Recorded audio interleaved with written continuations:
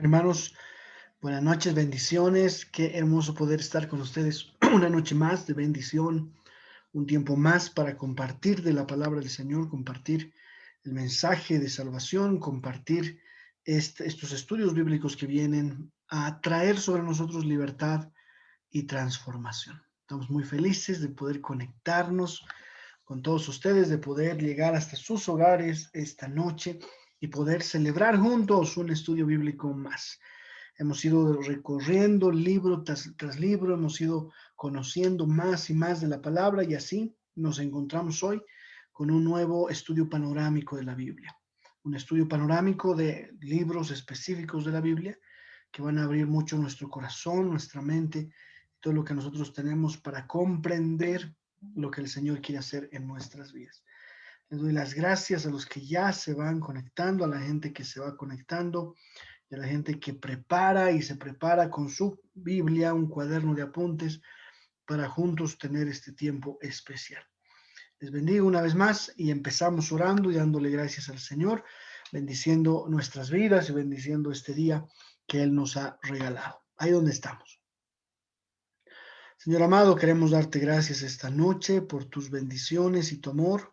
Queremos darte gracias, bendito Dios, porque tú eres quien nos enseña la palabra, quien nos manifiesta la verdad del Evangelio, por la cual nosotros podemos recibir las bendiciones, Señor, abundantes que tú tienes para con nosotros.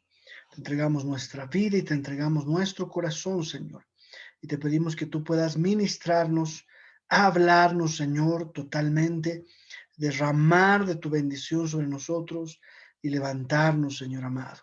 Te entregamos nuestra vida y te pedimos, Señor, que tú puedas seguir obrando sobre nosotros, Padre. Te bendigo esta noche, bendigo este tiempo, Dios, en el nombre de Jesús. Amén, amén y amén. Vamos a iniciar de esa manera el estudio bíblico de esta noche. ¿Qué libro nos toca? Si no es el libro de Primera de Corintios. Entonces yo voy a compartirles mi pantalla. Si la pueden ver ahí, creo que sí. Y bueno, la voy a ampliar para que la podamos ver completa. Preparémonos, amados, para lo que el Señor hará en nuestras vidas esta noche. Amén.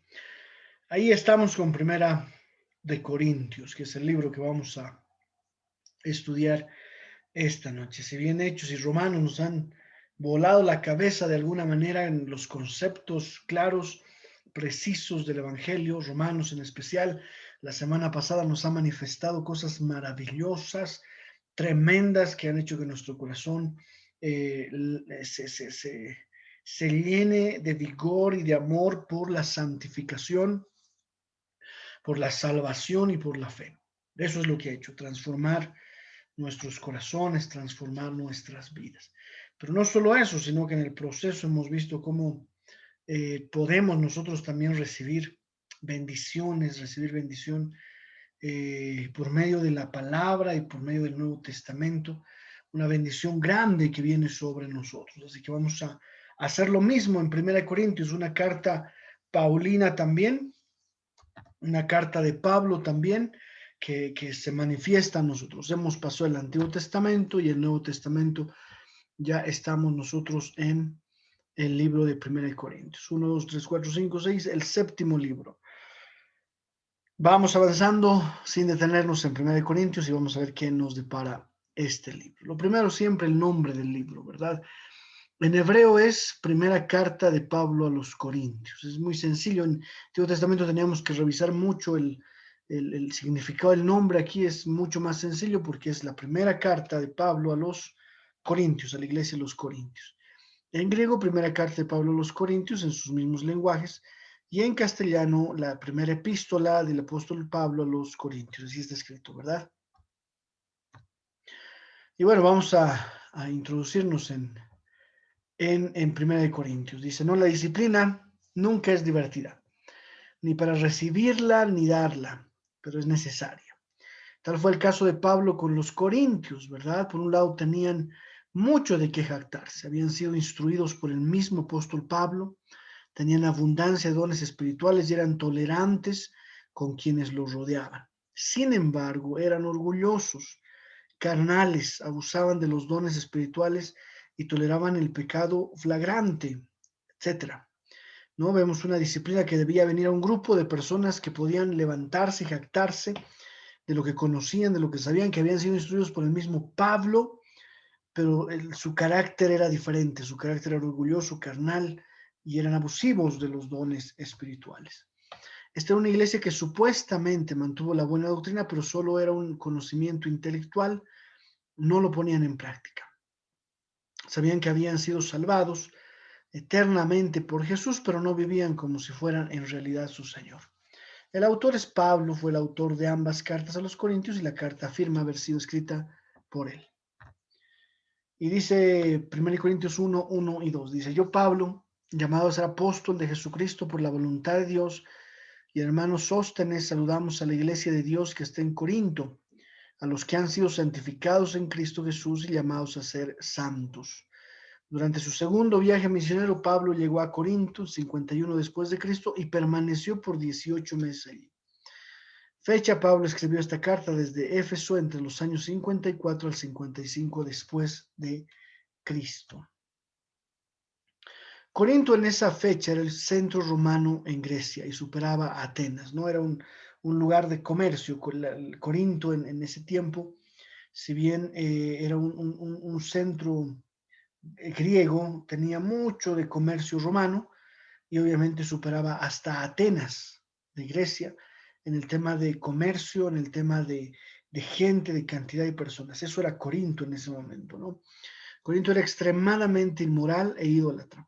Era conocida por sus sacerdotisas prostitutas, ¿no? Los corintios tenían la inmoralidad a flor de piel y fue algo con lo que la iglesia constantemente luchó. Mientras que la carta a los romanos trató sobre la justificación, Corintios se ocupa de la santificación. Y esto es importante. Romanos habla de la justificación y Corintios de la santificación. Habíamos visto la semana pasada, ¿verdad? La diferencia entre justificación y santificación. Justificación, Cristo me justifica, pero santificación, proceso de ser santo, proceso de mejorar todos los días, de ser un mejor creyente, de amar más a Dios, santificación constante. El Señor nos manda a santificarnos. Y podríamos resumir Romanos como justificación, aunque habla también de santificación, y Corintios se ocupa más de este proceso de mejora, de santificación, de transformación del creyente. ¿Cómo debemos vivir como cristianos? Es una excelente pregunta, ¿no? Que mucha gente seguro les va a hacer a ustedes, ¿no? Y les va a decir, ¿cómo debe vivir un cristiano de verdad? Estamos viviendo, segunda pregunta, ¿estamos viviendo vidas dedicadas al Señor? Si no lo estamos, pasaremos por pruebas, tal como los Corintios. Primera de Corintios trata un gran número de temas, aunque es fácil de dividirle en más divisiones. Hay dos partes en esta carta, ¿no? Que son importantes. Pablo se enteró de problemas en la iglesia y deseaba corregirlos. Además, le hicieron preguntas que debía responder, como estas. ¿Cómo debemos vivir? ¿Estamos viviendo como Cristo quería, como a Dios le agrada? Y vamos a dividirlo entre los problemas de la iglesia, que es del 1 al 6. Pablo se presenta como apóstol cada vez que tenía que disciplinar. Les recordaba su autoridad apostólica. De arranque, Pablo suplica por la unidad de la iglesia. Los corintios se habían dividido en varias facciones. Pablo, Pedro, Apolos o Cristo inclusive. Los hombres confían en cosas tales como religión, dinero, política, poder, placer, pero eso no salva, solo Jesús salva. Ninguna división, nosotros no somos parte de una línea y en esa línea debemos mantenernos, no. Todos somos de Cristo. Podemos tener diferentes pastores, líneas teológicas, doctrinas diferentes, pero al final lo que tenemos es Cristo y lo que debemos seguir es solamente, y ese concepto de Jesús salva, el único que salva es Jesús. Al mundo puede parecerle tonto que Dios se hizo carne, ¿verdad? Se sacrificó por nosotros y nos ofreció la gracia y el perdón. Si no nos humillamos y aceptamos a Jesús, no tendremos la vida eterna. Solo un necio puede rechazar tremenda bendición. Solo un necio puede rechazar tremendo mandamiento. Es por eso que Pablo cita a Jeremías cuando escribe: el que se gloría, gloríese en el Señor. Pablo no llamó la atención hacia sí mismo, ¿no? Su objeto era señalar a Jesús. Nos habló de la sabiduría de Dios que había recibido por el Espíritu Santo. Y dice: pero el hombre natural no percibe las cosas que son del Espíritu de Dios, porque para él son una locura, y tampoco las puede entender porque tienen que discernirse espiritualmente. Esto explica por qué el no creyente no entiende las cosas de Dios. Ahí se entiende el por qué el Evangelio para la gente a la cual no le ha resplandecido la luz de Cristo es una locura. El Evangelio es una locura, no la podrían calcular, no tendrían en su mente nada en qué formarla, ¿verdad? Eso es tremendo. Entonces, debe manifestarse Cristo para que entendamos esto, para que el Espíritu nos revele las cosas, si no, vamos a mirar de otra manera. Esa es la razón por la que es tan difícil hablar de moral cristiana a los no creyentes. No tiene sentido para ellos. Les decía de los pasos del maestro, ¿verdad? En esta predicación. Primero ellos deben entender, la gente debe entender qué es moralidad. Debe llevarse a un espejo de vida, golpearse contra este espejo y descubrir la moralidad, inmoralidad que hay en su corazón, la falta de Dios en su vida, la falta de Dios en las cosas que hace. Y en ese momento, justo cuando se enfrenta a esas cosas, puede discernir la salvación. Pero yo no discierno la salvación si para mí simplemente es un juego, o si pienso que yo le hago el favor a Dios. Muchas iglesias y muchos hermanos viven así, pensando que le hacen un favor a Dios congregándose. Yo le hago un favor a Dios. Que le hacen un favor a Dios en el diezmo, le hacen un favor a Dios en qué sé yo, en el amor al prójimo, le hacen un favor a Dios cantándole una alabanza o adorándole. Y no hay nada más falso. Yo no le hago ningún favor a Dios. Yo entiendo mi condición y por eso entiendo la maravillosa salvación que ha venido sobre mi vida. ¿Cuántos dicen amén? Del 3:1 al 23, Pablo los llama carnales y dice que Dios los salvó. Ni Pablo, ni Apolos, ni persona alguna ha salvado jamás. La salvación es obra exclusiva de Dios. La salvación es obra exclusiva de Dios.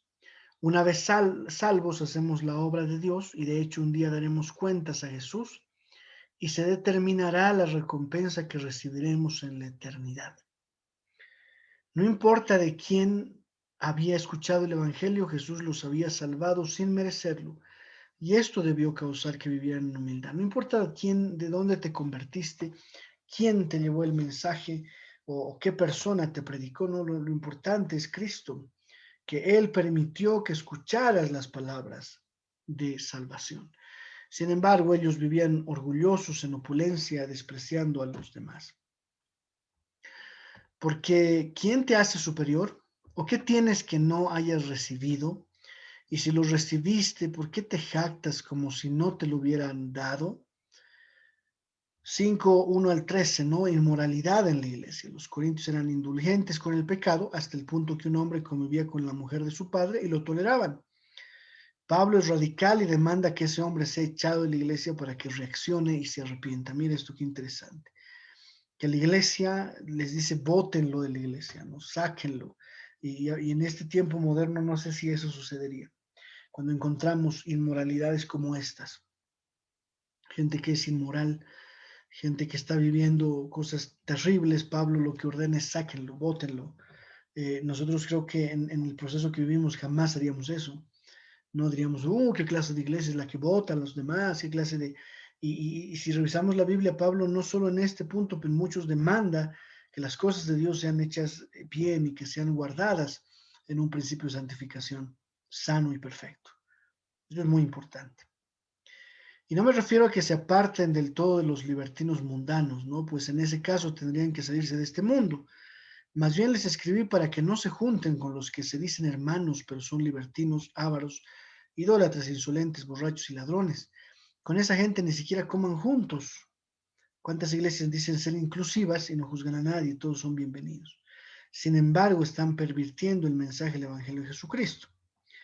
No es que nosotros le cerremos la puerta a alguien que vive en pecado, pero que quiera hacer algo dentro de la iglesia no se lo ha de permitir. La iglesia tiene que tener un principio claro acerca de estas cosas. Los hermanos en Corintio se estaban enjuiciando ante los tribunales, es decir, estaban peleando. Mira qué parecido, ¿no? Entre cristianos metiéndose a la cárcel, dice. A los ojos de Pablo era mejor sufrir una pérdida económica que llevar a un hermano a la corte. Escuchen bien eso. ¿Acaso no saben que los injustos no heredarán el reino de Dios? No se equivoquen. Ni los fornicarios, ni idólatras, ni adúlteros, ni afeminados, ni los que se acuestan con hombres, ni los ladrones, ni los ávaros, ni los borrachos, ni los mal hablados, ni los estafadores heredarán el reino de Dios. En lugar de llevar a un hermano al tribunal, yo sé que ese hermano no ha de conquistar el reino de Dios. Entonces, ¿yo para qué lo llevo a un tribunal humano? Capítulo 6, 12 al 20 dice la libertad que tenemos en Cristo.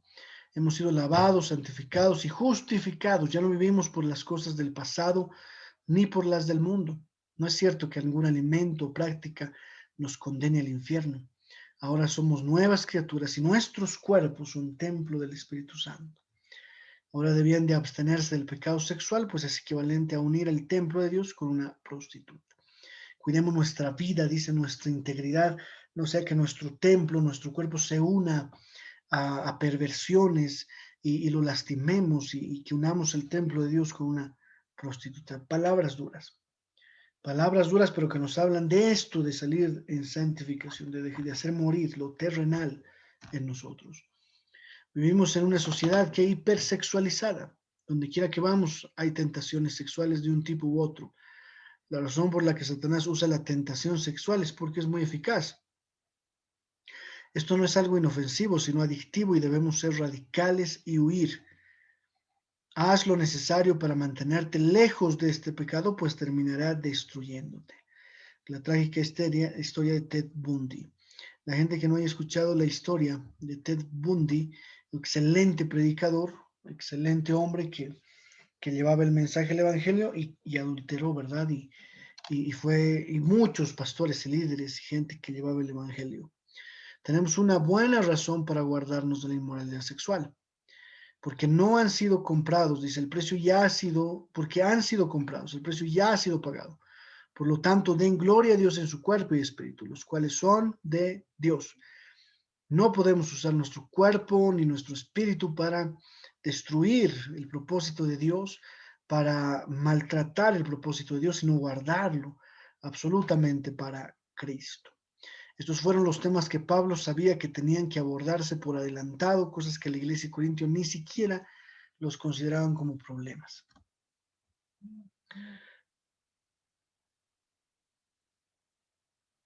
Preguntas de la iglesia.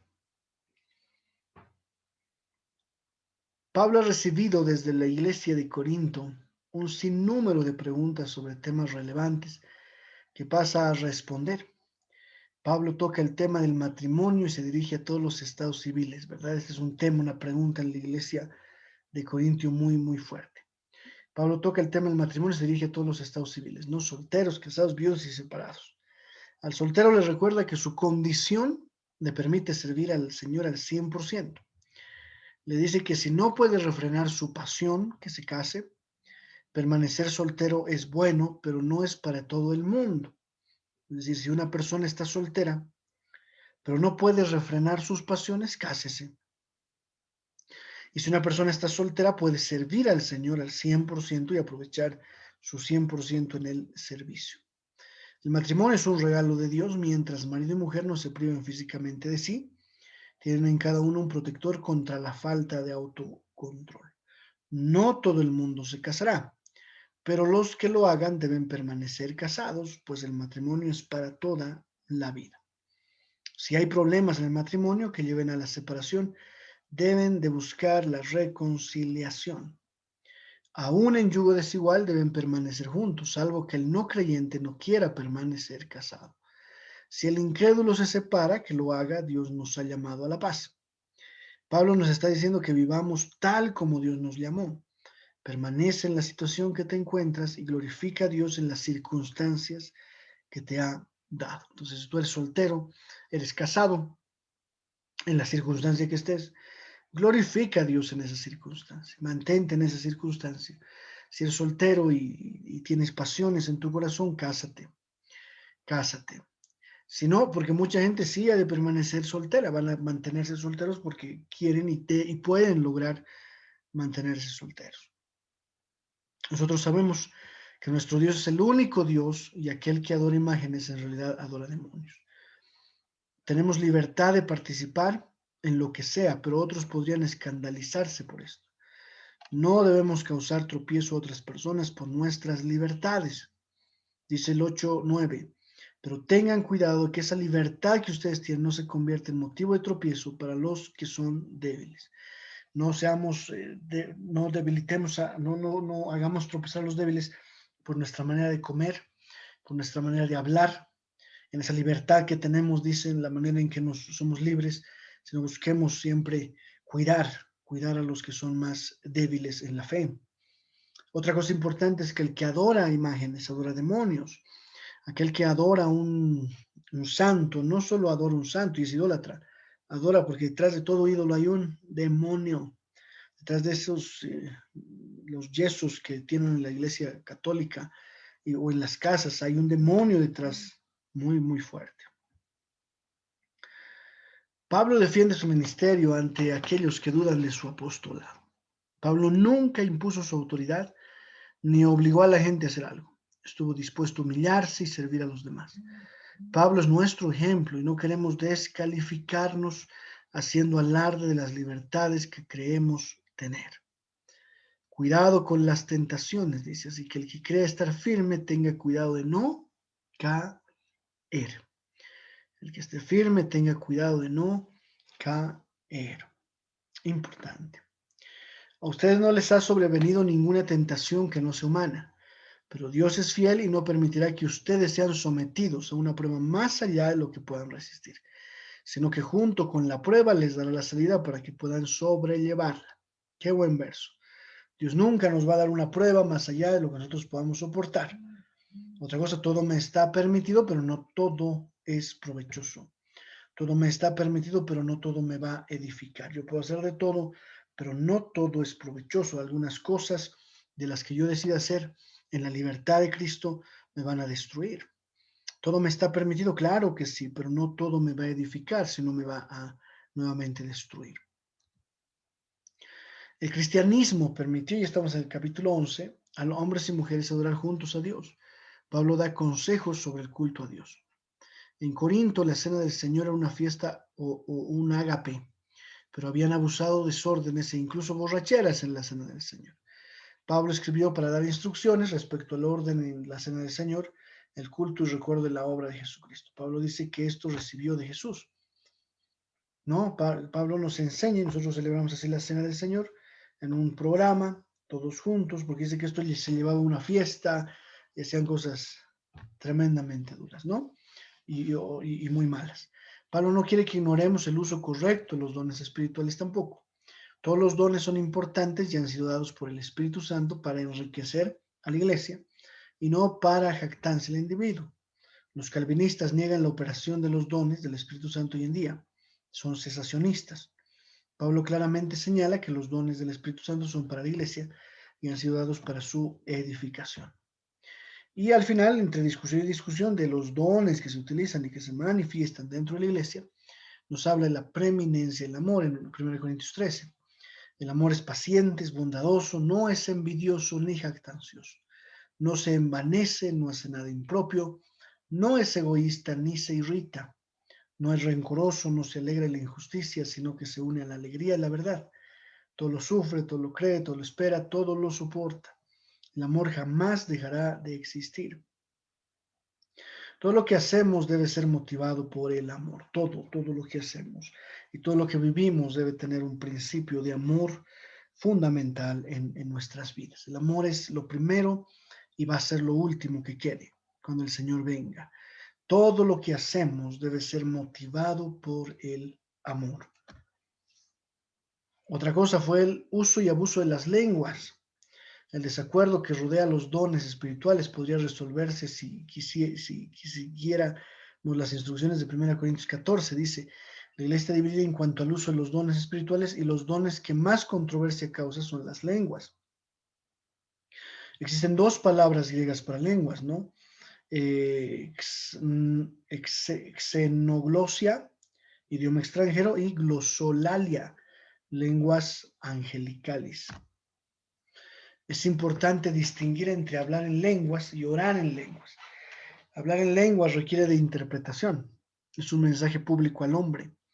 Orar en lenguas no requiere de interpretación, pues es dirigido a Dios. No todos los creyentes tienen el don de hablar lenguas públicas que requieran interpretación, pero todos los creyentes podemos orar en el Espíritu para edificación. Entonces, en ese debate de las lenguas, si existen lenguas, no existen lenguas, existen tipos de lenguas, encontramos algo maravilloso y es orar en lenguas, que tiene que ver con orar a Dios y que Él entiende nuestro mensaje. Y orar para edificación para la iglesia con un intérprete. Las lenguas son un tema que duramente se está hablando el día de hoy, lo vamos a hablar en algún momento cuando entremos a Corintios profundamente, pero estudiar precisamente qué son las lenguas.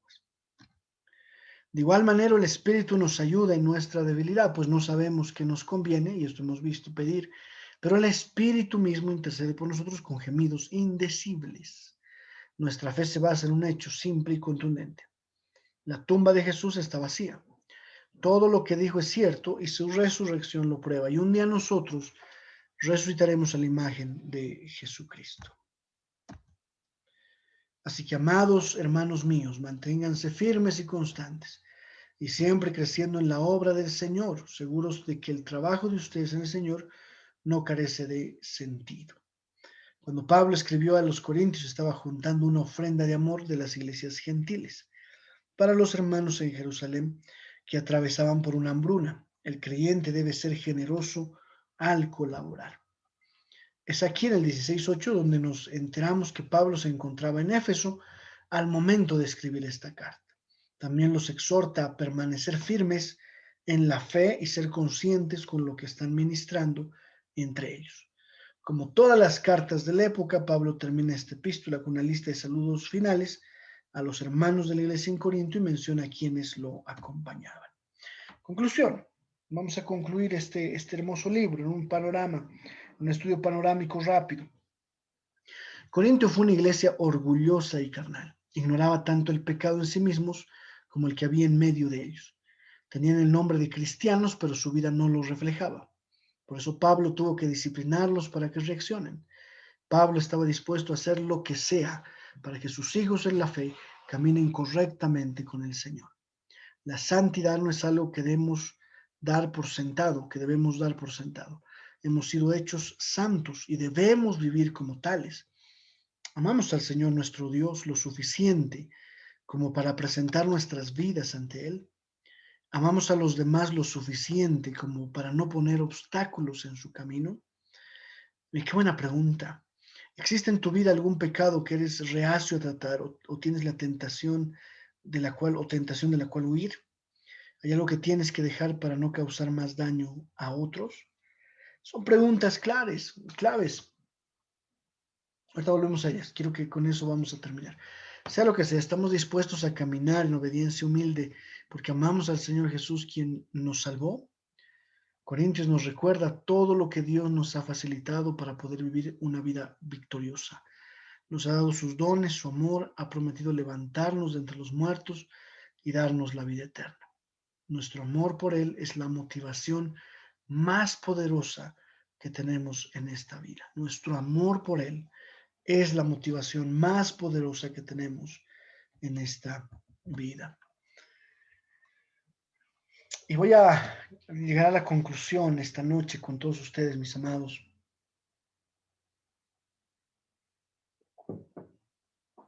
En algo que me llama mucho la atención. Y son algunas preguntas de reflexión, ¿no?, que tenemos en este libro de Corintios.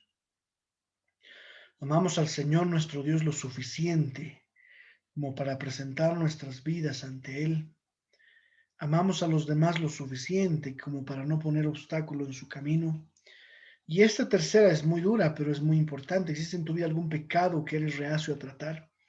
Si no lo manifiestas, no lo tienes que gritar, pero debes manifestarlo para que el Señor empiece a tratar tu vida. Hay cosas de las cuales tú no vas a poder escapar, pero definitivamente Dios va a ayudarte a sobrellevar y a vencer.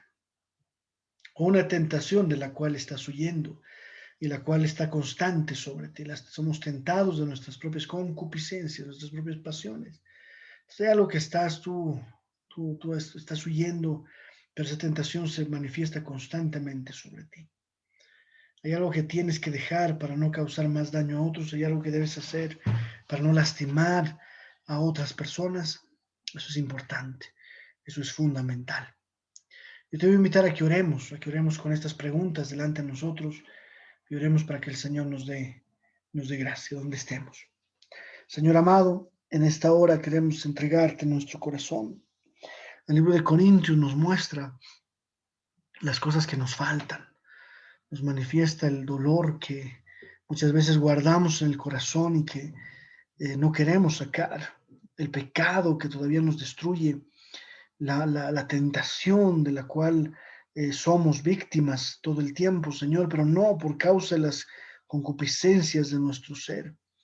Señor amado, queremos pedirte perdón, queremos pedirte que trabajes en nuestra vida y que comiences a santificarnos, Señor amado. Santifícanos en tu verdad. Tu palabra es verdad, Señor. Haz que nuestra vida sea santificada y que en todo lo que hagamos y vivamos, Señor, podamos darte gloria y honra solo a ti, Padre. Te entregamos nuestras vidas y nuestro corazón y te pedimos que esta noche haya sido una noche donde tu presencia se haya manifestado poderosamente. Te doy gracias y bendigo este momento y esta hora y que podamos revisar fielmente tu escritura para saber si son cosas que debemos dejar, si son cosas que están lastimando nuestro corazón. Te doy gracias, Señor, y bendigo esta hora y este tiempo, Padre, en el nombre de Jesús. Amén y amén. Amén, amados. Amén, amados. Ahí estamos. Qué bendición poder haber revisado cada uno de los principios de 1 Corintios. Es un libro asombroso, es un libro que nos habla acerca de pecados que debemos renunciar y que definitivamente ya lo estamos haciendo. Estoy seguro que sí, que poco a poco estamos renunciando, estamos dejando a un lado lo que nos sirve y nos inclinamos a conocer más de la presencia poderosa del Señor. Les mando un abrazo enorme, mis amados, un abrazo de bendición a todos los que han comentado, a los que están comentando, que el Señor nos bendiga, que el Señor nos guarde, que el Señor bendiga todo lo que Él hace en nuestros corazones. Les mando un abrazo, un saludo enorme. Mañana alabar al Señor, el domingo, Dios mediante, estar en casa, anótate para venir en los diferentes cultos para que tengamos la capacidad de recibirte. No queremos aglomeraciones en este tiempo, así que anótate, llama los números que constantemente estamos lanzando por nuestras diferentes redes sociales. Te bendecimos, te amamos y te mando un abrazo de bendición. Que el Señor te guarde, te bendiga este día, que vengan días buenos para todos nosotros, como son todos. En el nombre de Jesús. Amén. Señor te bendiga, amado.